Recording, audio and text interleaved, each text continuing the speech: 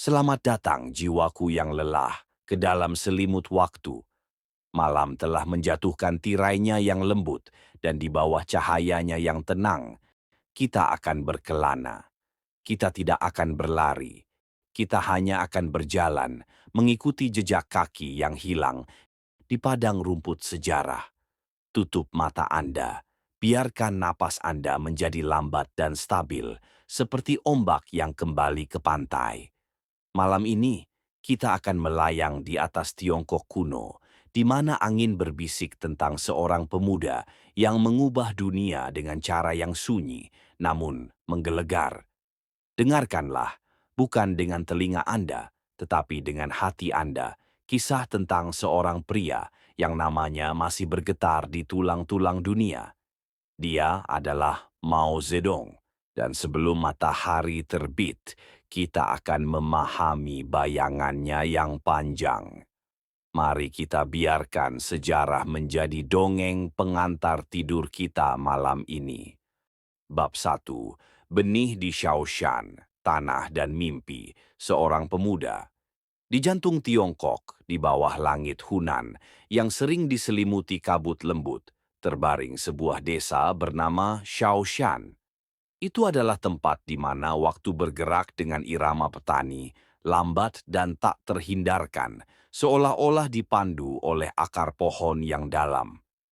Jika Anda memejamkan mata dan menarik napas, Anda hampir bisa mencium aroma tanah yang basah dan bisikan padi yang tumbuh.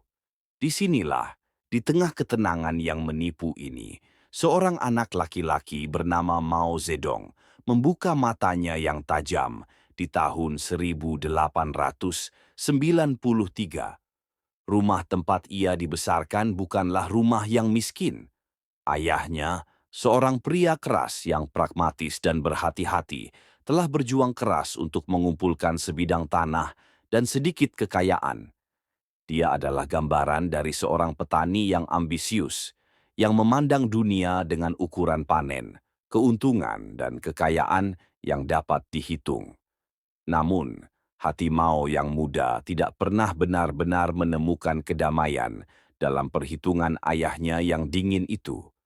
Ada jurang yang sunyi antara harapan sang ayah untuk putra sulungnya, seorang penerus yang patuh dan berorientasi pada bisnis, dan jiwa muda yang diam-diam memberontak di dalam dirinya. Mao kecil lebih suka ditemani oleh buku, bukan dengan sawah. Dia sering harus bersembunyi dari mata ayahnya yang tidak setuju, menyelipkan gulungan kertas atau buku di bawah selimut atau di balik tumpukan jerami. Perpustakaannya adalah dunia yang dicuri, dibaca di bawah cahaya lilin yang berkelip-kelip setelah jam kerja yang panjang. Di sana, ia menemukan legenda para kaisar, puisi kuno, dan kisah-kisah tentang pahlawan yang menantang langit. Di antara halaman-halaman yang usang itu, benih rasa tidak puas mulai berakar. Bukan rasa tidak puas yang keras, tetapi pertanyaan lembut yang berbisik. Mengapa dunia harus seperti ini? Dan apakah itu harus tetap demikian? Dia melihat ayahnya menuntut kerja keras tanpa henti dari para buruh, dan dia merasakan ketidakadilan yang sama di kulitnya sendiri. Dia melihat cara di mana orang kaya menekan yang miskin, bagaimana orang berpendidikan mengabaikan yang sederhana. Ini bukan hanya pengamatan, itu adalah rasa sakit yang menusuk, dicerna dalam kesendiriannya. Dunia di luar Shaoshan tampak sunyi, tetapi di dalam hati Mao ada gema yang kuat dari ketidaksetaraan yang dilihatnya setiap hari. Dia mulai mengenali bahwa keharmonisan pedesaan hanyalah permukaan. Di bawahnya ada sistem hierarki yang membebani bahu orang-orang yang paling dia sayangi. Ketika ia tumbuh dewasa, ia belajar di sekolah-sekolah lokal, di mana ia dengan cepat melampaui kurikulum tradisional yang kaku. Pikirannya seperti sungai yang deras, mencari jalan baru. Dia meninggalkan rumah, bukan dengan kemarahan, tetapi dengan rasa ingin tahu yang kuat untuk melihat apa yang ada di balik bukit-bukit Shaoshan yang akrab. Itu adalah perjalanan seorang pemuda yang mencari makna, dan dalam dirinya ia membawa suara-suara para petani yang lelah, yang bekerja di bawah sinar matahari. Ia adalah seorang pria yang terbuat dari tanah, namun jiwanya melonjak melampaui batas desa. Perjalanan ini bukanlah pelarian, tetapi sebuah panggilan. Saat ia melangkah keluar dari bayangan rumahnya, ia membawa bersamanya ingatan yang tenang tentang orang-orang yang menderita. Itu adalah pengalaman-pengalaman awal yang membentuk sumbunya, mengubahnya dari seorang putra yang berjuang menjadi seorang pelajar yang berjuang, seorang pemuda yang mulai percaya bahwa sebuah buku bisa menjadi lebih kuat daripada sebuah pedang. Perjalanan ini baru saja dimulai, dan setiap langkah membawanya semakin jauh dari kedamaian sederhana di pedesaan dan semakin dekat ke medan perang ideologis yang menunggunya di luar. Dan begitu saat malam semakin dalam, perjalanannya bergerak diam-diam ke depan, membawa Mao dari ladang yang akrab ke kota-kota yang berbisik tentang masa depan. Dia tiba di Changsha, ibu kota provinsi Hunan, sebuah tempat yang berdenyut dengan energi baru dan ide-ide yang diimpor. Itu adalah saat-saat yang menggembirakan dan kacau di Tiongkok. Kekaisaran telah runtuh seperti rumah kartu tua, dan republik yang baru lahir berjuang untuk bernapas di tengah intrik politik dan dominasi asing. Udara terasa tipis, penuh dengan pertanyaan yang belum terjawab tentang identitas Tiongkok dan nasibnya. Di Changsha, Mao berubah menjadi seorang mahasiswa yang bersemangat, menyerap ilmu di sekolah normal yang kelak menjadi tempat pelatihan guru. Dia bukan lagi anak desa yang pemalu. Dia adalah seorang pemikir yang bersemangat, seorang yang berdebat yang bersuara lantang. Dia membaca surat kabar, berpartisipasi dalam perkumpulan mahasiswa, dan, yang terpenting, ia menulis. Tulisannya sudah memiliki cadangan yang tenang, namun membara, merenungkan perlunya perubahan dan peran orang-orang Tiongkok biasa dalam revolusi yang akan datang. Namun, pencarian sejati membawanya ke utara, ke ibu kota lama, Beijing. Ini adalah tahun 1918 dan Beijing adalah sebuah permadani ideologis, sebuah persimpangan di mana setiap konsep politik dari barat dicoba dan diperdebatkan. Di sana ia mendapatkan pekerjaan yang sederhana namun penting sebagai asisten pustakawan di Universitas Peking. Disinilah ia menemukan surga yang sesungguhnya, tumpukan buku yang tak terbatas, dan, yang lebih penting, kedekatan yang tenang dengan para pemikir terkemuka saat itu. Di antara para akademisi ini, ia bertemu Li Dazhao, seorang intelektual terkemuka yang merupakan salah satu pendiri komunisme Tiongkok. Di pojok perpustakaan yang sunyi, di antara aroma kertas tua dan tinta, Mao mendengarkan. Ia mulai membaca teks-teks Marx dan Engels, bukan sebagai dogma yang kering, tetapi sebagai kacamata untuk memahami mengapa begitu banyak orang yang bekerja keras di Shaoshan masih kelaparan. Komunisme, baginya, bukanlah teori asing yang keras, tetapi janji lembut yang selaras dengan nilai-nilai yang ia yakini secara mendalam, martabat para petani yang ia kenal, dan keadilan untuk yang tertindas. Namun, ia juga merasakan bentrokan yang halus. Sebagai seorang pustakawan muda yang rendah hati, ia sering diabaikan atau diremehkan oleh para profesor dan mahasiswa kaya yang sombong. Ini adalah perpecahan kelas yang dialami secara pribadi. Mao tidak melupakan siapa dirinya.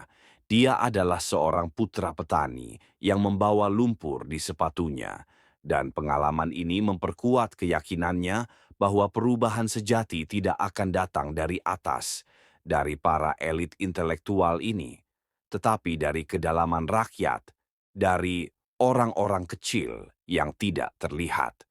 Beijing memperkuat dalam dirinya keyakinan bahwa kekuatan sejati berada di pedesaan, di tangan petani.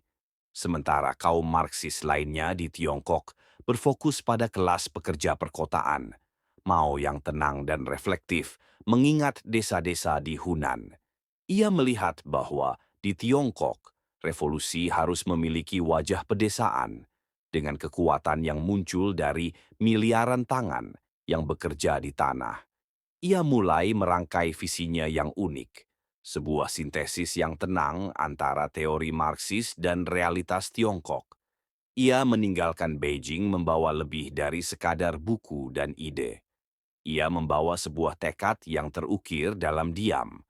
Ia kembali ke Hunan, di mana ia membantu mendirikan sel-sel komunis awal, menenun jaringan yang tenang dari aktivisme di antara para petani dan pekerja. Dari seorang pelajar yang mencari, ia menjadi seorang guru yang menanam benih-benih revolusi dengan suara yang lembut, namun meyakinkan. Ini adalah saat di mana benih idealisme yang tenang dari masa kecilnya mulai mekar menjadi sebuah gerakan politik yang serius, sebuah perjalanan dari pena ke perlawanan. Dan dengan kesunyian yang disengaja dari seorang pria yang telah menemukan jalannya, Mao yang baru saja menjadi komunis mulai bergerak maju. Sekembalinya ke Hunan, ia memasuki fase yang paling penting dan tenang dari perkembangan politiknya. Di sini, di tanah kelahirannya, ia mulai menerapkan prinsip-prinsip yang ia pelajari. Ia tidak lagi berbicara dalam jargon abstrak. Ia berbicara dalam bahasa petani, sebuah bahasa yang dapat dipahami oleh tangan yang kasar dan punggung yang lelah. Ini adalah langkah yang tenang dan disengaja, menjauh dari lingkaran intelektual dan menuju rakyat jelata. Dalam tahun-tahun ini, sebelum badai perang saudara menguasai Tiongkok, Mao adalah seorang organisator akar rumput yang sabar. Ia bekerja di antara massa, bukan sebagai agitator yang bersemangat, tetapi sebagai seorang pendengar yang reflektif. Ia duduk bersama para petani, mencatat keluhan mereka, memahami ketakutan mereka, dan mengukur kedalaman kemarahan mereka yang tersembunyi. Pengalamannya di Shaoshan terbukti menjadi kompasnya. Ia tahu secara naluriah bahwa kekuatan revolusi terletak pada kapasitasnya untuk menyentuh hati individu, bukan hanya untuk menggerakkan massa. Pada tahun 1927, di tengah bentrokan antara Kuomintang, KMT yang nasionalis dan komunis yang baru muncul, Mao menulis sebuah laporan yang menjadi cetak biru untuk masa depan.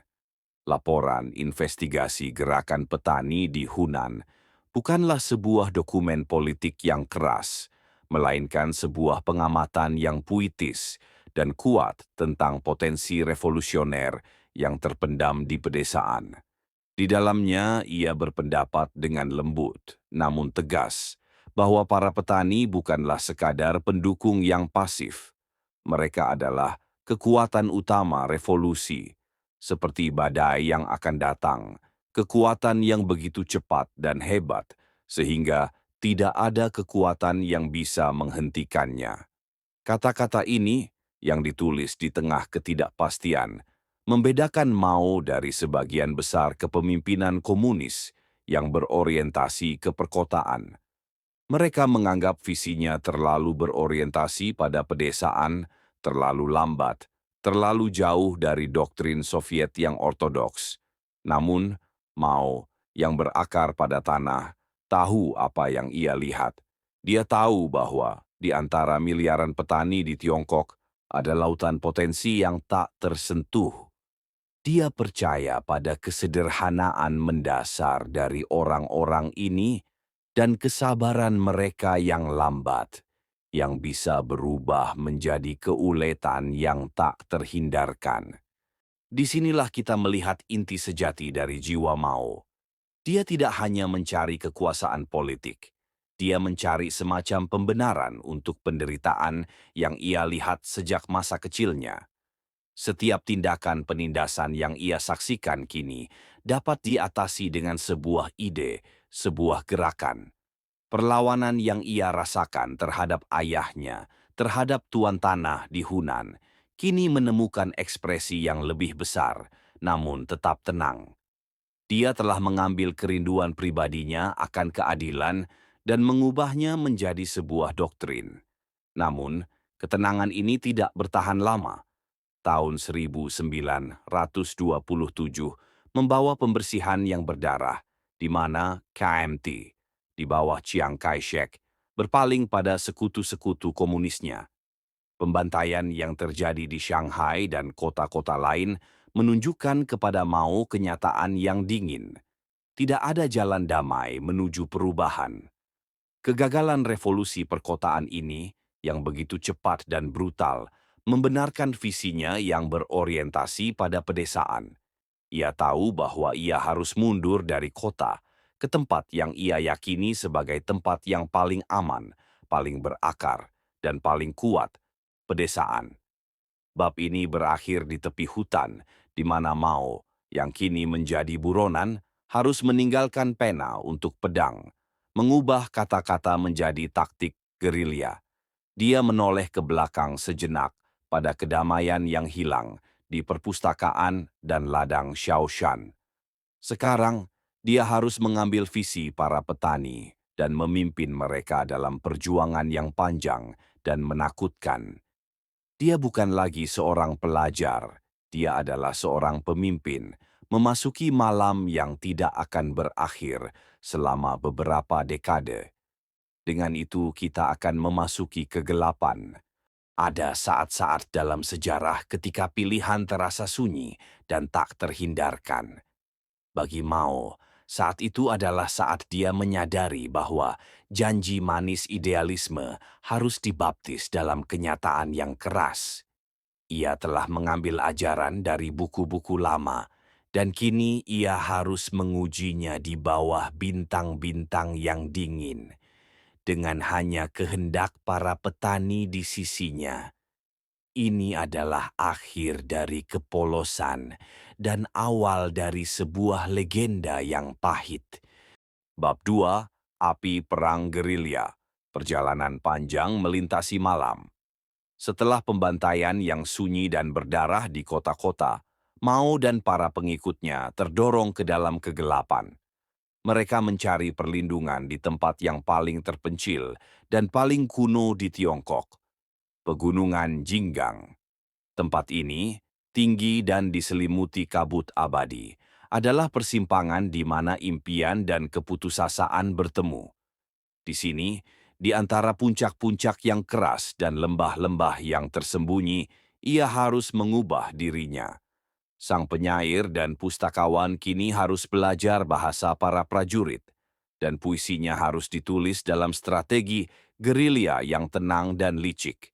Mau mendirikan basis pertamanya di sana, yang dikenal sebagai Soviet Jiangxi.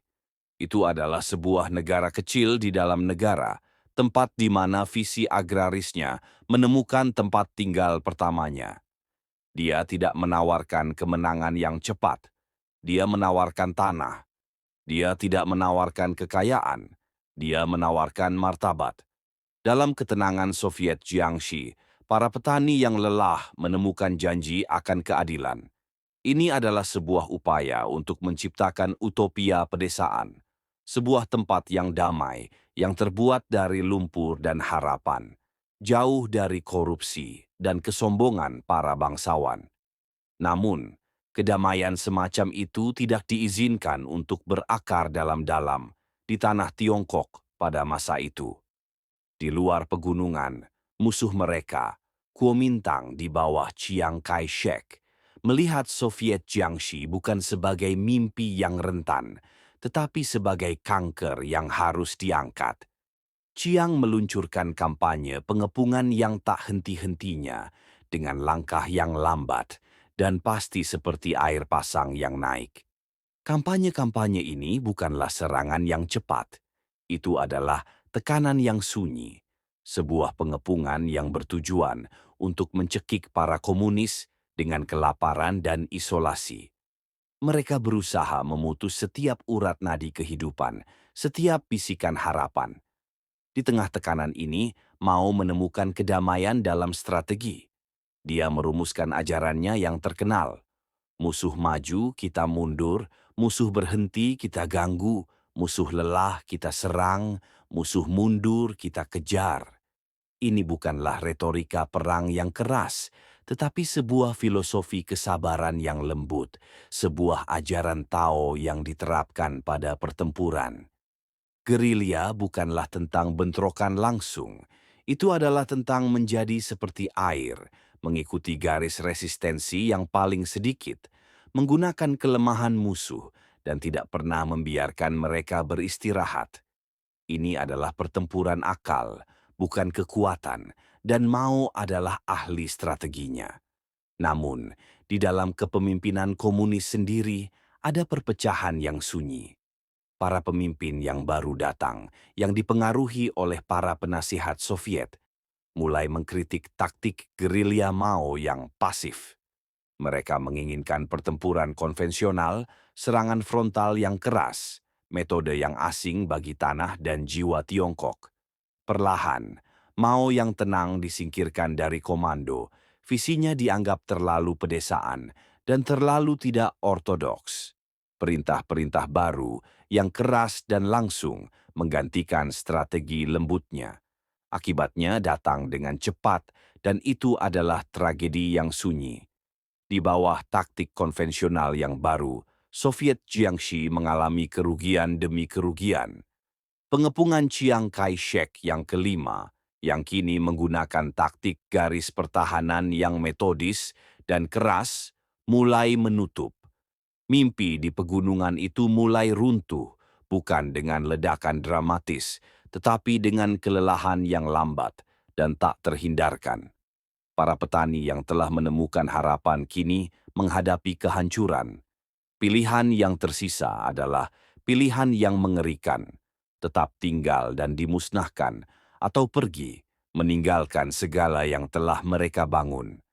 Pada tahun 1934, di tengah keputusasaan dan bisikan malam, keputusan sunyi itu dibuat. Mereka harus meninggalkan rumah mereka yang telah dimenangkan dengan susah payah. Itu bukanlah sebuah mundur, tetapi sebuah perpisahan yang pahit. Dalam kegelapan yang tenang, dengan bekal yang sedikit dan harapan yang lebih sedikit, puluhan ribu tentara dan pengikut menyelinap keluar dari Jiangxi. Mereka tidak tahu kemana mereka akan pergi, hanya bahwa mereka harus terus bergerak. Perjalanan panjang telah dimulai, sebuah pengembaraan yang akan mengubah sejarah, dan itu dimulai dengan langkah kaki yang nyaris tak terdengar. Dan begitu dalam selimut gelap tahun 1934, perjalanan panjang dimulai. Itu bukanlah pawai, itu adalah sebuah sungai manusia yang mengalir di malam hari, mencari muara yang tidak diketahui. Para komunis, yang kemudian disebut Tentara Merah, dipaksa menjadi hantu, melintasi Tiongkok yang luas dan tak kenal ampun. Ini adalah cobaan yang menuntut lebih dari sekadar keberanian. Itu menuntut daya tahan yang nyaris mustahil dan keyakinan yang tenang di tengah ketiadaan. Setiap hari adalah pertarungan yang sunyi, melawan kelaparan, penyakit, dan kejaran musuh yang tak henti-hentinya. Saat mereka bergerak melalui gunung yang diselimuti salju dan rawa-rawa yang becek, Mao adalah bagian dari massa yang bergerak, tetapi pikirannya terus bekerja. Meskipun ia telah kehilangan kontrol formal, kejeniusan strategisnya tidak dapat disangkal. Banyak komandan yang memimpin pawai dengan cara konvensional mencoba melawan musuh yang jauh lebih kuat, dan akibatnya adalah kehancuran yang tenang. Korban berjatuhan, dan setiap kematian adalah tusukan sunyi pada mimpi revolusi. Kerugian yang mengerikan ini secara perlahan, namun pasti, memaksa kepemimpinan untuk mempertimbangkan kembali siapa yang seharusnya memegang kemudi. Momen penentu, sebuah bisikan yang mengubah arah sejarah, terjadi di sebuah desa kecil yang terpencil bernama Zunyi pada awal tahun 1935. Di sana, di tengah perjalanan yang kejam, sebuah konferensi rahasia diadakan. Ini bukanlah pertemuan yang keras dengan pidato-pidato yang menggelegar. Itu adalah sebuah perhitungan yang tenang dan jujur tentang kesalahan-kesalahan yang telah dilakukan. Di Zunyi, komunis mengakui kegagalan strategi yang diimpor dari luar, dan dalam keheningan pengakuan itu mau kembali memegang kendali. Ini adalah momen yang tenang, tetapi sangat penting. Kembalinya Mao ke kekuasaan bukan melalui intrik atau kudeta militer yang keras, tetapi melalui kebenaran dingin dari pengalaman. Kepemimpinan mengakui bahwa strateginya yang berorientasi pada gerilya dan pedesaan adalah satu-satunya cara untuk bertahan hidup. Mao kini bebas untuk menerapkan filosofi perangnya yang menekankan mobilitas, tipu daya, dan penghindaran pertempuran besar-besaran. Dia memerintahkan pasukannya untuk bergerak seperti bayangan, tidak pernah berdiam lama, dan menguji pengejar mereka dengan persimpangan sungai yang sulit, gerakan yang memutar, dan penyeberangan yang tidak terduga. Perjalanan itu pun berubah. Bukan lagi sebuah penerbangan yang tanpa pikiran, tetapi sebuah tarian yang tenang dan terencana di hadapan kematian. Mao memimpin pasukannya melalui salah satu operasi yang paling berani, seperti penyeberangan Sungai Yangtze yang legendaris, di mana ia mengecoh pasukan KMT dengan gerakan-gerakan yang tampaknya acak tetapi disengaja. Di jembatan Luding, di atas jurang yang menganga, beberapa prajurit komunis bertempur dengan keberanian yang nyaris puitis, mengamankan penyeberangan yang penting. Kisah-kisah ini, yang lahir dari penderitaan yang tenang, mulai membentuk mitos yang menyatukan. Namun, perjalanan panjang adalah lebih dari sekadar pertempuran militer. Itu adalah proses pemurnian yang kejam. Dari hampir 100.000 orang yang berangkat, hanya sebagian kecil yang tersisa. Setiap langkah yang diambil, setiap korban yang jatuh ke samping, meninggalkan jejak yang sunyi di peta Tiongkok. Perjalanan ini menghilangkan yang lemah, yang bimbang, dan yang tidak berkomitmen, meninggalkan inti baja dari orang-orang yang setia, yang telah melewati batas daya tahan manusia. Di tengah penderitaan yang luar biasa ini, lahirlah sebuah kesetiaan yang tenang kepada pria yang kini memimpin mereka. Dan dengan setiap langkah yang diambil, setiap sungai yang diseberangi, para pengembara yang lelah itu semakin dekat ke tempat peristirahatan baru mereka. Akhirnya, pada tahun 1935, sisa-sisa tentara merah yang kurus dan kelelahan mencapai Yan'an di Provinsi Shanxi. Kedatangan mereka di sana terasa seperti mimpi yang sunyi setelah malam yang panjang. Yan'an bukanlah kota yang indah, itu adalah wilayah terpencil dan kasar, ditandai dengan perbukitan gersang dan rumah-rumah gua yang diukir di lereng bukit. Tetapi bagi mereka yang telah berjalan sejauh ribuan mil, Yan'an adalah surga yang tenang, sebuah tempat di mana mereka akhirnya bisa beristirahat dan bernapas. Di Yan'an, Mao Zedong tidak hanya membangun kembali pasukannya, ia membangun kembali ideologinya. Tahun-tahun yang tenang ini adalah masa konsolidasi, sebuah periode di mana ia mengukuhkan kekuasaannya dan menyempurnakan filosofi Marxisme Tiongkok. Dia tinggal di rumah gua yang sederhana, bekerja dengan cahaya redup, menulis karya-karya yang akan menjadi dasar teoritis dari revolusi yang akan datang. Dia tidak lagi disibukkan dengan pertempuran gerilya sehari-hari. Dia kini adalah seorang filsuf, merenungkan hubungan antara teori dan praktik, antara intelektual dan petani. Di Yan'an, ia menekankan perlunya masa bahwa kekuatan sejati komunisme terletak pada kemampuannya untuk berakar di hati rakyat biasa. Dia mengembangkan konsep garis massa dengan kelembutan yang tenang, bahwa para pemimpin harus mengambil ide-ide dari rakyat, merumuskannya dan kemudian mengembalikannya kepada rakyat. Itu adalah sebuah siklus keterlibatan yang berkelanjutan, sebuah cara puitis untuk mengatakan bahwa revolusi adalah dialog yang berkelanjutan, bukan perintah yang keras. Ini adalah visi yang lembut, yang membuat komunis tampak berbeda dari para panglima perang dan kaum nasionalis yang sombong. Mao juga menghadapi tantangan di dalam partai, tetapi ia melakukannya dengan kehalusan yang tenang. Dia menggunakan periode ini untuk melakukan kampanye, rektifikasi, sebuah proses pemikiran ulang dan indoktrinasi ideologis yang bertujuan untuk menyelaraskan seluruh partai dengan visinya. Itu adalah sebuah pembersihan yang sunyi, di mana perbedaan pendapat dihaluskan dan kesetiaan mutlak pada ideologi Mao menjadi landasan yang tak tergoyahkan. Itu bukan pembersihan yang brutal, tetapi sebuah pembentukan ulang jiwa partai, memastikan bahwa ketika mereka akhirnya meninggalkan Yan'an, mereka akan bersatu di bawah satu bendera dan satu pemimpin.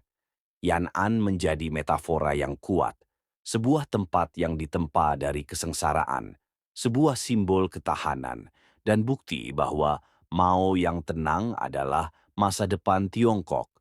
Perjalanan panjang tidak hanya menyelamatkan partai, itu melahirkan legenda dan mengangkat Mao ke posisi kepemimpinan yang tak tertandingi. Para prajurit yang tersisa, yang telah berbagi kesengsaraan yang sama, kini melihatnya bukan hanya sebagai seorang pemimpin, tetapi sebagai seorang visioner, seorang ayah revolusioner.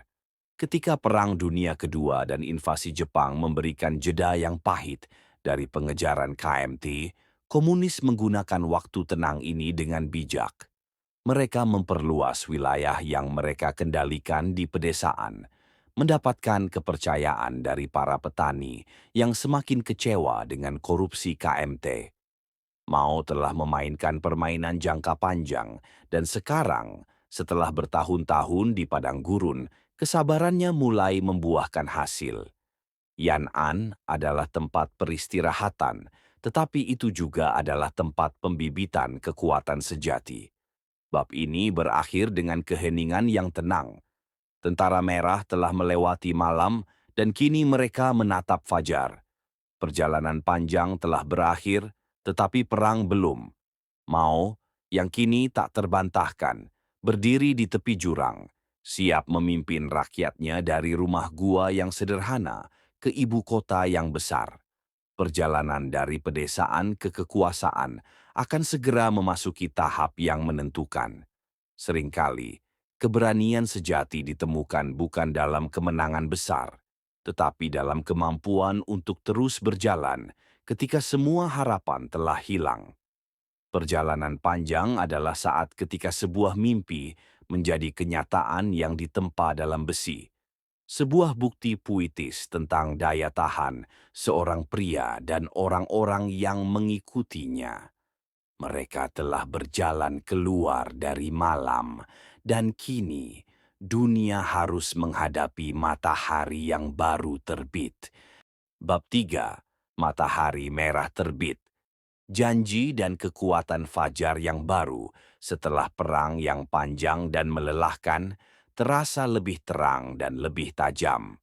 Setelah bertahun-tahun bersembunyi di pegunungan, setelah semua langkah sunyi perjalanan panjang, komunis bangkit dari pedesaan dan menyapu Tiongkok, mengalahkan Kuomintang yang semakin korup dan tidak terorganisir.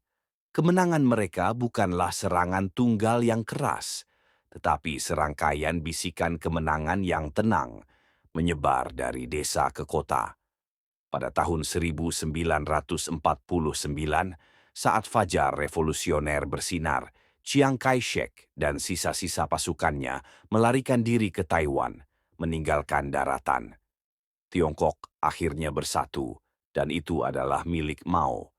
Pada tanggal 1 Oktober 1949, momen yang penuh dengan ketenangan yang dalam, namun monumental, tiba. Mao Zedong berdiri di atas gerbang Tiananmen, menghadap ke alun-alun yang dipenuhi oleh ratusan ribu orang yang bersorak. Suaranya dengan aksen Hunan yang kuat tidak menggelegar seperti guntur, tetapi resonan dengan bobot sejarah. Ia mengucapkan kata-kata itu, sederhana namun tak terhindarkan.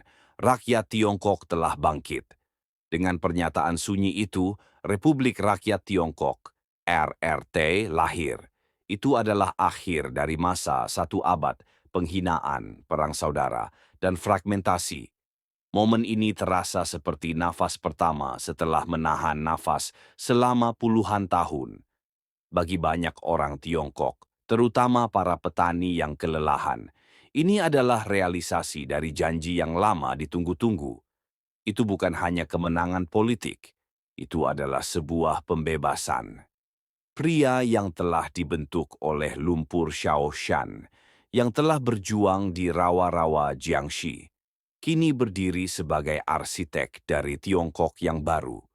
Di antara kerumunan yang bersorak, ada rasa syukur yang mendalam dan harapan yang tenang. Mereka percaya bahwa pria ini memahami rasa sakit mereka, dan dia tidak akan pernah mengkhianati mereka. Tahun-tahun awal ini ditandai dengan upaya Mao untuk menunaikan janji-janjinya. Tugas pertama adalah mengakhiri sistem feodal yang telah mencekik pedesaan selama ribuan tahun. Reformasi tanah dimulai dengan cepat. Ini bukanlah proses yang sunyi. Itu adalah sebuah pergolakan emosional di mana tanah dirampas dari tangan tuan tanah dan dibagikan kepada para petani miskin. Di desa-desa, pertemuan-pertemuan diadakan di mana para petani didorong untuk berbicara tentang kepahitan mereka, untuk mengungkapkan penderitaan yang telah mereka tanggung. Dalam pidato yang keras dan air mata yang lembut, tatanan lama dirobohkan, dan para petani yang tidak pernah memiliki apapun kini memiliki bagian kecil dari tanah mereka sendiri. Mao percaya bahwa perjuangan kelas harus terus berlanjut, bahkan setelah kemenangan. Dia percaya bahwa hanya melalui pembersihan yang terus-menerus dan kebangkitan kembali semangat revolusioner, Tiongkok akan dapat menyingkirkan bayangan feodalisme dan kolonialisme. Oleh karena itu, di tengah kegembiraan penyatuan dan reformasi, ia juga meluncurkan kampanye yang tenang namun kejam untuk melenyapkan unsur kontra-revolusioner. Ini adalah operasi pembersihan yang sunyi, yang bertujuan untuk memusnahkan oposisi yang tersisa dan mengkonsolidasikan kekuasaan Partai Komunis Tiongkok, PKT. Kampanye-kampanye ini adalah sebuah ironi yang sunyi. Di satu sisi, Mao menyatukan Tiongkok, memulihkan martabat nasional, dan memberikan tanah kepada jutaan orang. Di sisi lain, ia sedang meletakkan dasar bagi sebuah sistem yang menuntut kesetiaan absolut. Sebuah tempat di mana pikiran bebas mulai menjadi barang mewah yang berbahaya. Fajar yang indah telah membawa janji, tetapi fajar itu juga membawa bayangan kontrol yang tidak akan pernah surut. Dan dengan fondasi yang diletakkan di atas tanah yang didistribusikan kembali dan kekuasaan yang dikonsolidasikan, fokus Mao beralih ke membangun Tiongkok menjadi sebuah negara industri yang kuat. Tahun-tahun pertengahan 1950-an ditandai dengan adopsi yang tenang terhadap model Soviet. Rencana 5 tahun pertama Ini adalah sebuah periode di mana Tiongkok yang masih agraris berusaha keras untuk mengindustrialisasi dirinya. Sebuah mimpi yang tenang untuk membuat kereta api, baja, dan pabrik-pabrik. Seluruh bangsa bergerak dengan tujuan tunggal, sebuah kolektivitas yang tenang dan disiplin yang dipimpin oleh tekad Mao. Di bawah kepemimpinan Mao, Tiongkok mencapai kemajuan yang nyata. Infrastruktur dibangun, buta huruf menurun, dan yang paling penting, ada rasa persatuan nasional yang tidak pernah ada selama lebih dari 1 abad. Propaganda yang lembut namun kuat mengelilingi Mao, melukisnya sebagai arsitek agung, seorang pemimpin yang seperti ayah, yang visinya dipegang teguh oleh setiap warga negara. Lagu-lagu dan puisi-puisi memuji namanya, dan di setiap sudut negara, potretnya yang tenang dan tersenyum dipajang. Dia telah menjadi matahari merah, sumber cahaya dan kehidupan revolusioner. Namun, di balik fasad persatuan ini, ada kecemasan yang sunyi di dalam hati Mao. Ia mulai khawatir bahwa para revolusioner yang pernah haus akan perubahan kini menjadi birokrat yang nyaman, terpaku pada aturan dan regulasi, dan terputus dari semangat para petani. Dia melihat tanda-tanda munculnya kelas istimewa baru, sebuah oligarki partai yang dapat mengkhianati janji revolusi. Dalam pandangan Mao yang tenang, revolusi harus selalu berjuang untuk tetap murni, dan kemurnian itu datang dari konflik yang berkelanjutan. Pada tahun 1956, Mao dengan kehalusan yang khas meluncurkan sebuah inisiatif yang tampak lembut dan terbuka, kampanye 100 bunga mekar. Dia mengundang para intelektual, akademisi, dan seniman untuk mengkritik partai, untuk membiarkan 100 bunga mekar dan 100 aliran pemikiran bersaing. Itu adalah undangan yang tenang untuk dialog terbuka, sebuah upaya untuk menguji kesetiaan dan kejujuran rezim.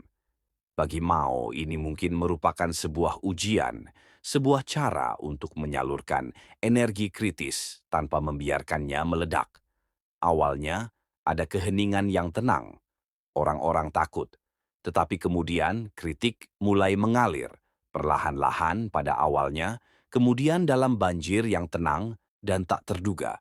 Para intelektual yang bertahun-tahun bungkam menyuarakan keluhan mereka, mempertanyakan kepemimpinan, dan bahkan integritas partai itu sendiri.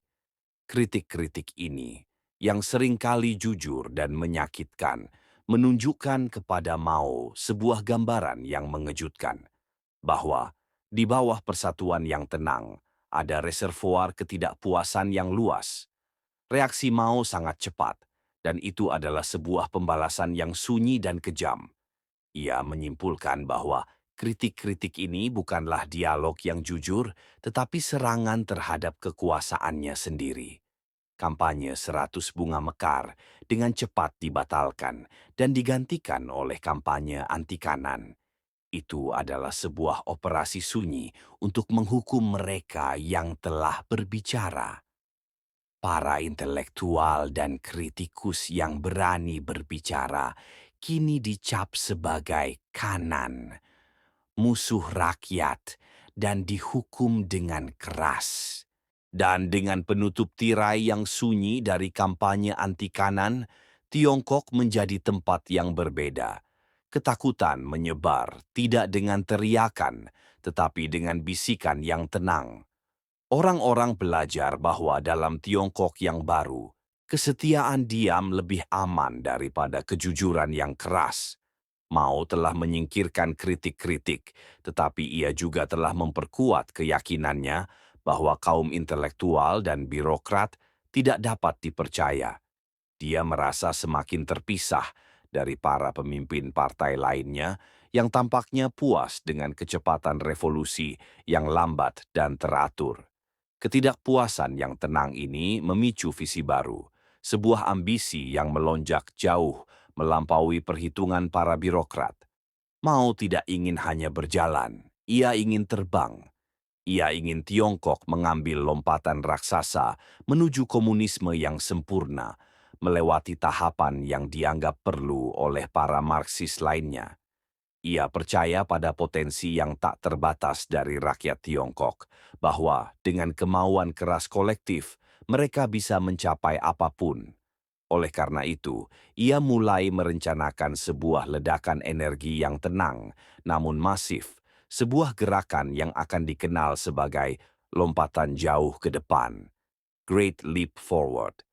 Ini bukanlah sebuah rencana ekonomi yang hati-hati, tetapi sebuah serangan idealis terhadap sejarah, sebuah keyakinan puitis bahwa semangat revolusioner dapat mengatasi hambatan materi. Idenya adalah mengorganisir puluhan juta petani menjadi komune rakyat yang masif, di mana pertanian dan industri akan dilakukan bersama-sama dan kepemilikan pribadi akan dihilangkan sepenuhnya. Di bawah langit RRT yang baru, Mao telah berhasil menyatukan bangsa. Ia telah mengakhiri perang saudara dan penindasan asing. Dia telah memberikan harapan yang tenang kepada miliaran orang, dan untuk ini ia menerima cinta yang tulus dan ketakutan yang mendalam. Sekarang, dengan kekuasaan yang terkonsolidasi dan kritik yang dibungkam, tidak ada suara di partai yang cukup keras untuk menantang visi terbarunya. Mao, yang berdiri di puncak Tiananmen, tidak lagi melihat bumi seperti seorang petani. Ia melihatnya seperti seorang dewa yang dapat membentuknya sesuai keinginannya. Namun, visi ini terlalu besar, terlalu cepat, dan terlalu jauh dari realitas tanah yang pernah ia cintai. Lompatan jauh ke depan akan menjadi puncak dari kekuasaannya yang tak terbantahkan, tetapi juga akan menjadi awal dari sebuah tragedi yang sunyi dan tak terbayangkan. Tiongkok telah melewati malam yang panjang untuk mencapai fajar, tetapi di Cakrawala, badai kelaparan yang lebih gelap mulai berkumpul, sebuah konsekuensi pahit dari ambisi seorang pria. Ada keindahan yang tenang dalam kesatuan, tetapi ada bahaya yang sama, besarnya ketika satu suara menjadi satu-satunya yang diizinkan untuk berbicara. Tahun-tahun pertama RRT adalah campuran pahit dari pembebasan dan penjara. Mao telah memenangkan perang, tetapi dalam ketenangan kemenangannya, ia mulai mempercayai legenda dirinya sendiri. Dan itu, jiwaku yang lelah, adalah benih dari bencana yang akan datang. Kita sekarang harus bergerak dengan lembut ke dalam babak kesedihan yang sunyi. Bab 4. Lompatan dan bayangan, idealisme yang hilang. Setelah janji-janji kemerdekaan, Tiongkok memasuki periode kegembiraan kolektif yang tenang, yang didorong oleh ambisi Mao untuk mencapai utopia. Ia telah menyingkirkan lawan-lawannya, dan kini ia tidak lagi memiliki penghalang untuk mewujudkan visi agrarisnya yang ekstrim. Pada tahun 1958, ia meluncurkan lompatan jauh ke depan, Great Leap Forward. Ini adalah nama yang terdengar puitis, sebuah seruan untuk melompati waktu dan modernitas, tetapi itu adalah sebuah usaha yang sunyi, yang dipaksakan untuk mengubah sifat alamiah masyarakat Tiongkok. Ide utamanya adalah komune rakyat. Di pedesaan yang luas, jutaan keluarga petani dipaksa untuk meninggalkan kehidupan pribadi, mereka yang sederhana, dan bergabung menjadi unit-unit kolektif yang masif. Kepemilikan pribadi dilarang. Segala sesuatu, tanah, alat, bahkan wajan dapur, diserahkan kepada komune. Hidup menjadi terkomunalisasi sepenuhnya. Orang-orang makan di ruang makan umum, anak-anak ditinggalkan di penitipan anak kolektif, dan setiap individu ditugaskan untuk tugas yang tak ada habisnya dalam sebuah upaya massal yang tenang untuk meningkatkan produksi. Tujuannya adalah ganda, untuk mencapai hasil pertanian yang jauh lebih tinggi dan untuk mengindustrialisasi Tiongkok secara simultan. Di desa-desa, orang-orang didorong untuk mendirikan tungku peleburan halaman belakang untuk menghasilkan baja. Ide ini terdengar puitis. Setiap warga negara adalah pembuat besi, tetapi kenyataannya adalah sebuah tragedi yang sunyi.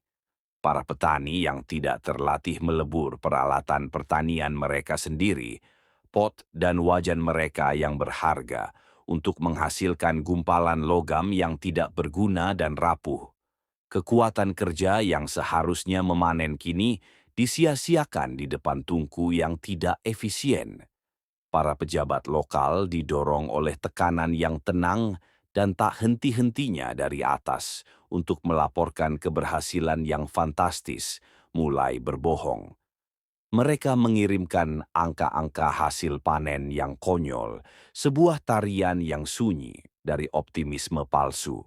Mao, yang semakin jauh dari kenyataan lapangan, mendengarkan laporan-laporan yang menggelegar ini dengan persetujuan yang tenang. Ia percaya bahwa ambisinya kini tercapai, bahwa Tiongkok telah melampaui logika sejarah.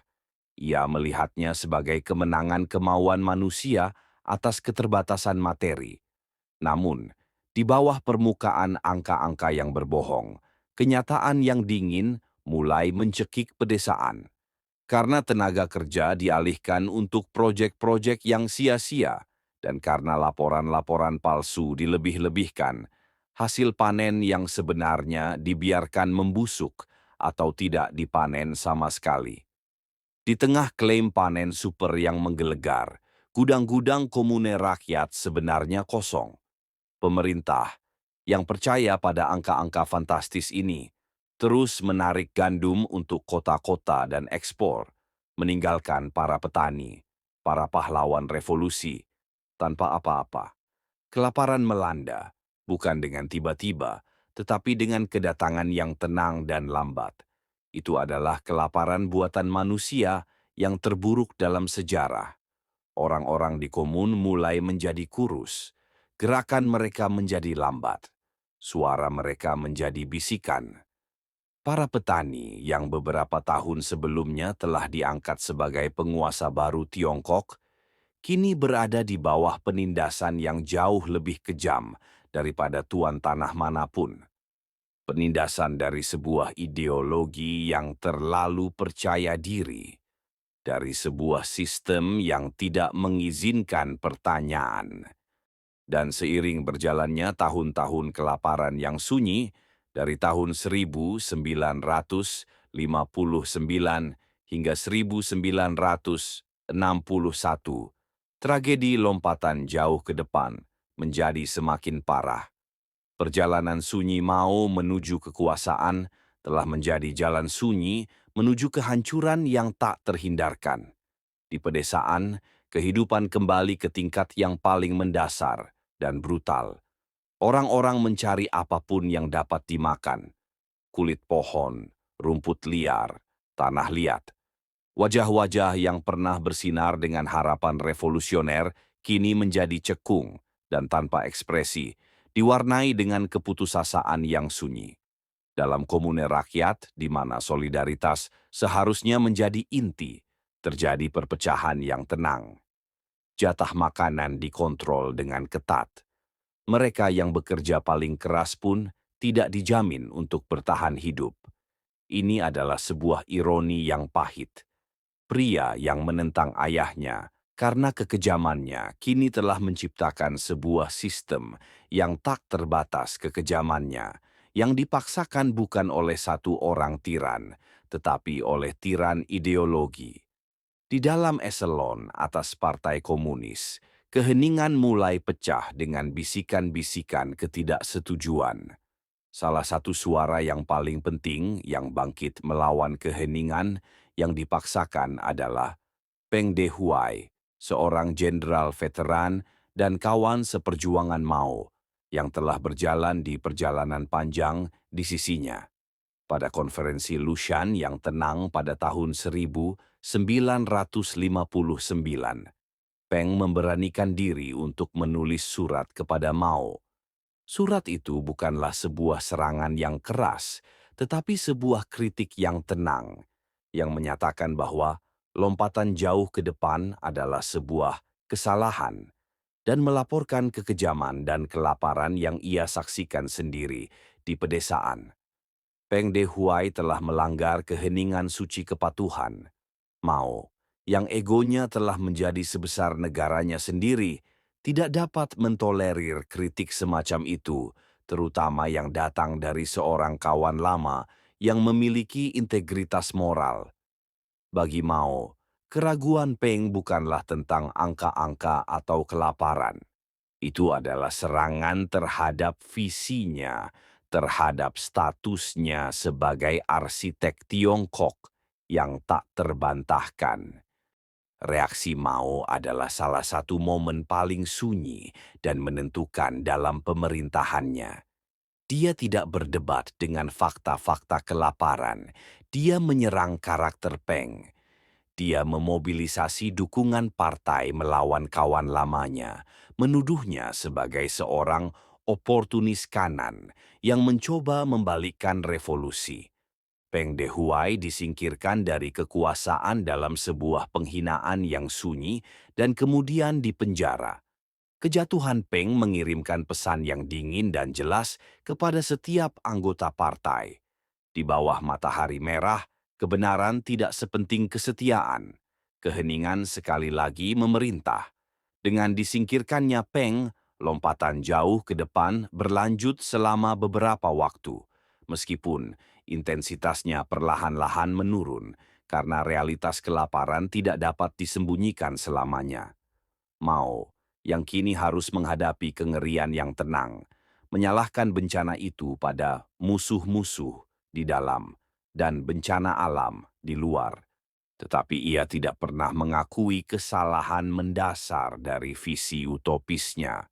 Di tengah bayang-bayang kelaparan pada tahun 1961, para pemimpin yang lebih pragmatis di Partai Komunis seperti Liu Shaoqi dan Deng Xiaoping mulai mengambil alih kendali diam-diam atas kebijakan sehari-hari. Mereka tidak secara terbuka mengkritik Mao, tetapi dengan keheningan dan kehati-hatian, mereka mulai membongkar komune rakyat yang tidak berfungsi dan menerapkan reformasi yang tenang. Mereka mengizinkan para petani untuk memiliki sebidang tanah kecil lagi untuk mengurus diri mereka sendiri, sebuah pengembalian sunyi ke akal sehat yang memungkinkan Tiongkok untuk perlahan-lahan keluar dari jurang kelaparan. Mao, sementara ia tetap menjadi ketua partai dan ikon revolusioner yang tak tertandingi, secara efektif dipinggirkan dari keputusan-keputusan praktis di lapangan. Ia membiarkan para pragmatis itu bekerja, tetapi hatinya dipenuhi dengan kecurigaan dan kemarahan yang tenang. Ia melihat tindakan mereka sebagai pengkhianatan terhadap cita-cita revolusioner yang ia perjuangkan selama puluhan tahun.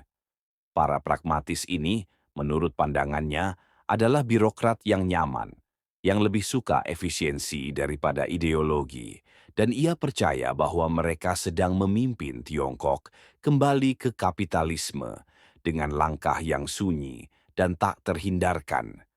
Perasaan terasing ini, kekhawatiran yang tenang bahwa warisannya sedang dikorupsi oleh orang-orang yang seharusnya menjadi pengikutnya, mulai meresap ke dalam jiwanya. Ia adalah seorang pria yang terobsesi dengan gagasan revolusi yang berkelanjutan, percaya bahwa setelah kemenangan, kaum elit baru akan selalu bangkit dan menindas rakyat.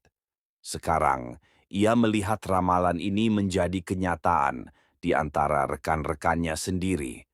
Mao, yang pernah menjadi seorang idealis yang tenang, kini menjadi seorang pria yang paranoid. Ia telah mengundurkan diri dari kursi kepresidenan negara setelah lompatan, tetapi ia memegang kendali atas militer dan alat propaganda. Ia menunggu waktunya di dalam keheningan yang nyaman dari kompleks pemimpinnya di Zhongnanhai. merenungkan cara untuk menghidupkan kembali semangat yang ia rasakan telah mati dalam birokrasi partai. Ia percaya bahwa ia harus melakukan satu pertempuran besar lagi, sebuah pemurnian yang kejam, untuk menyelamatkan revolusi dari tangan para revisionis yang tenang. Kehancuran lompatan jauh ke depan adalah sebuah tragedi yang tenang, sebuah pengingat abadi tentang bahaya ambisi yang tak terkendali. Ia telah mengorbankan jutaan nyawa di atas altar ideologi yang terlalu jauh dari tanah. Sekarang, ia telah dipinggirkan, tetapi ia belum kalah. Bayangan kelaparan mereda, tetapi di dalam hati Mao, benih badai yang jauh lebih besar dan lebih kacau sedang ditabur. Keinginan untuk memulihkan kekuasaan dan kemurnian ideologis. Bahkan, jika itu berarti menghancurkan partai yang ia dirikan sendiri. Bab ini berakhir dengan Mao yang tenang, tetapi bertekad. Ia telah kehilangan kepercayaan pada kawan-kawannya, dan kini ia akan berpaling kepada yang paling muda dan paling bersemangat dari rakyat Tiongkok. Ia akan memanggil mereka untuk memimpin pertempuran yang tidak akan menggunakan senjata gerilya, tetapi kekuatan ideologi yang murni dan tanpa kompromi. Ia akan tidur, tetapi ia akan bangun dengan rencana yang akan menjerumuskan Tiongkok ke dalam dekade kekacauan yang paling tenang, namun paling brutal. Kepemimpinan yang hebat seringkali lahir dari kerendahan hati untuk belajar dari kesalahan. Tetapi bagi Mao, kekuasaan yang absolut telah menghilangkan keheningan refleksi itu. Lompatan jauh ke depan adalah kegagalan yang lembut dan lambat, sebuah cerminan yang tenang bahwa bahkan niat yang paling murni pun dapat menjadi bencana ketika dipaksakan tanpa ampun. Sekarang, kita harus menyaksikan kebangkitan, kembali kekuatan ini, yang akan menyalakan Tiongkok dengan api yang paling kacau.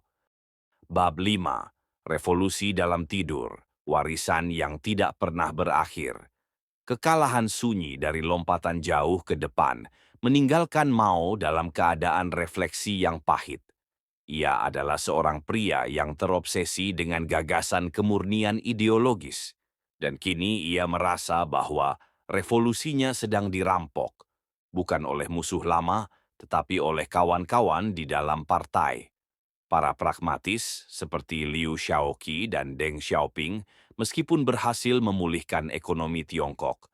Bagi Mao mereka adalah wajah-wajah baru dari birokrasi dan kekuasaan yang mapan, sebuah markas borjuis yang bersembunyi di dalam partai. Di tengah keheningan yang nyaman dari kompleks para pemimpin, Mao dengan tenang merencanakan tindakan terakhirnya yang besar. Dia tidak bisa lagi mengandalkan elit partai yang lama. Ia harus mencari sumber energi yang murni, yang belum ternoda, yang tidak dihinggapi oleh kenyamanan kekuasaan. Jawabannya yang muncul dari hatinya yang tenang namun mendidih adalah kaum muda, generasi yang lahir setelah revolusi, tetapi yang jiwanya belum merasakan perjuangan yang sebenarnya. Pada tahun 1966, Mao, dengan dukungan dari kelompok kecilnya yang setia, termasuk istrinya yang ambisius, Jiang Qing, meluncurkan revolusi kebudayaan besar proletariat. Nama itu sendiri panjang dan berapi-api, tetapi pelaksanaannya dimulai dengan keheningan yang tenang dan terencana. Itu bukan sebuah perintah militer, tetapi sebuah seruan puitis kepada kaum muda Tiongkok, para pelajar dan mahasiswa, untuk memberontak terhadap 4 hal lama: kebiasaan, budaya, adat, dan ide lama. Mau memberi kaum muda ini, yang disebut pengawal merah, Red Guards, izin sunyi untuk menghancurkan semua simbol budaya masa lalu, untuk mengkritik guru, profesor, dan pejabat partai yang manapun. Ia memberi mereka kesempatan untuk menjadi pahlawan revolusi, sebuah panggilan untuk kekacauan yang tenang dan tak terkendali. Bagi para remaja ini yang tumbuh dengan cerita-cerita pahlawan revolusi tetapi belum pernah bertempur, ini adalah kesempatan untuk membuktikan kesetiaan mereka kepada Matahari Merah. Gelombang revolusi kebudayaan melanda Tiongkok bukan seperti guntur perang, tetapi seperti banjir yang tenang dan tak terhindarkan. Para pengawal merah yang dimabukkan oleh kekuatan ideologis menyeret para guru keluar dari ruang kelas, mencukur rambut para wanita yang dianggap borjuis, dan menghancurkan kuil-kuil, perpustakaan, dan peninggalan budaya yang berusia ribuan tahun. Kekerasan itu seringkali sunyi dan berhati-hati dilakukan dengan nama keadilan ideologis. Mereka menargetkan para pejabat partai yang dianggap Mao sebagai ancaman. Liu Shaoqi, yang merupakan presiden RRT dan penerus yang ditunjuk, dituduh sebagai pengikut jalan kapitalis nomor satu. Ia disingkirkan dari kekuasaan dalam sebuah kampanye penghinaan publik yang tenang, lalu dipenjara dan meninggal dalam kesunyian. Deng Xiaoping juga dipinggirkan dan dikirim untuk bekerja di pedesaan, sebuah pengasingan sunyi yang jauh dari kekuasaan. Mao telah berhasil. Ia telah membalikkan piramida kekuasaan di dalam partai dengan menggunakan kekuatan massa yang paling mudah. Ini adalah sebuah pengingat yang tenang tentang kekuatan tunggalnya. Ketika revolusi kebudayaan meluas, ia merobek kain sosial Tiongkok dengan cara yang sunyi tetapi total. Komite-komite partai lokal, pemerintahan, dan bahkan keluarga terpecah di bawah tekanan ideologis. Tidak ada yang aman dari tuduhan. Orang-orang yang berdekatan saling menuduh dalam bisikan ketakutan, dan kepercayaan yang pernah menyatukan masyarakat kini digantikan oleh kecurigaan yang tenang. Tiongkok telah menjadi medan perang psikologis, di mana senjata utamanya adalah kutipan dari buku merah kecil, kumpulan singkat ajaran Mao. Mao, yang kini merasa telah memulihkan kemurnian revolusi, duduk dengan tenang di pinggir, mengamati kekacauan yang ia ciptakan. Namun, ia tidak dapat mengendalikan sepenuhnya kekuatan yang ia lepaskan. Para pengawal merah mulai terbagi menjadi faksi-faksi yang saling bertarung, dan kekerasan ideologis berubah menjadi kekerasan fisik. Tiongkok terjerumus ke dalam apa yang pada dasarnya merupakan perang saudara kecil-kecilan, di mana faksi-faksi yang berbeda dari pengawal merah bertempur satu sama lain, semuanya mengklaim bertindak atas nama Mao. Situasi menjadi sangat tidak stabil, sehingga Mao akhirnya terpaksa menggunakan Tentara Pembebasan Rakyat (PLA) untuk mengendalikan kekacauan yang ia ciptakan sendiri. Dalam sebuah tindakan yang sunyi dan sinis, ia menoleh pada Lin Biao, menteri pertahanannya yang sangat setia, untuk memulihkan ketertiban. Lin Biao, seorang pahlawan dari perjalanan panjang, telah menjadi pendukung paling berapi-api dari kultus individu Mao, bertanggung jawab untuk menyebarkan buku merah kecil dan menyuntikkan fanatisme yang tenang ke dalam militer. Namun, bahkan hubungan ini pun runtuh di bawah beban paranoia Mao yang terus meningkat. Lin Biao, yang ditunjuk sebagai penerus Mao, segera dicurigai. Mao tidak bisa mempercayai siapapun di sekitarnya. Pada tahun 1971, Lin Biao meninggal dalam sebuah kecelakaan pesawat misterius di Mongolia setelah diduga merencanakan kudeta yang tenang. Kematiannya, sebuah misteri yang sunyi, melenyapkan calon penerus yang paling setia dan menunjukkan kepada Tiongkok bahwa bahkan orang-orang yang paling dekat dengan Matahari Merah pun dapat terbakar oleh cahayanya. Setelah peristiwa Lin Biao, revolusi kebudayaan mereda, tidak berakhir dengan ledakan, tetapi dengan kelelahan yang sunyi. Tiongkok terkejut, berdarah, dan budaya serta sistem pendidikannya hancur. Kaum muda yang pernah menjadi pengawal merah yang bersemangat, kini dikirim ke pedesaan untuk belajar dari petani. Sebuah pengasingan sunyi yang mengakhiri impian mereka yang berapi-api. Mao telah mencapai tujuannya. Ia telah menghancurkan kelas birokrat lama dan memulihkan kekuasaan pribadinya.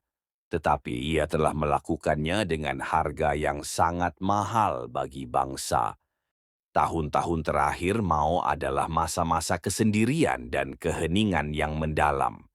Ia adalah seorang pria yang terputus dari realitas fisik dan politik, dikelilingi oleh para pelayan yang berbisik, dan kelompok kecil yang setia. Yang paling menonjol adalah kelompok empat yang dipimpin oleh istrinya, Jiang Qing. Ia sakit, tetapi pikirannya yang tenang masih beroperasi, terobsesi dengan urutan revolusioner yang akan datang.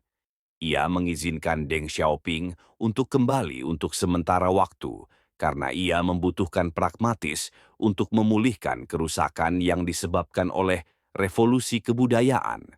Tetapi ia terus-menerus mencurigai dan mengawasinya. Kematian datang dengan keheningan pada tanggal 9 September 1976. Mao Zedong, Matahari Merah, pendiri RRT, akhirnya terbenam. Kematiannya bukanlah sebuah kejutan, itu adalah akhir yang sunyi dan tak terhindarkan setelah sakit yang panjang. Seluruh Tiongkok tenggelam dalam kesedihan yang hening dan terkoordinasi.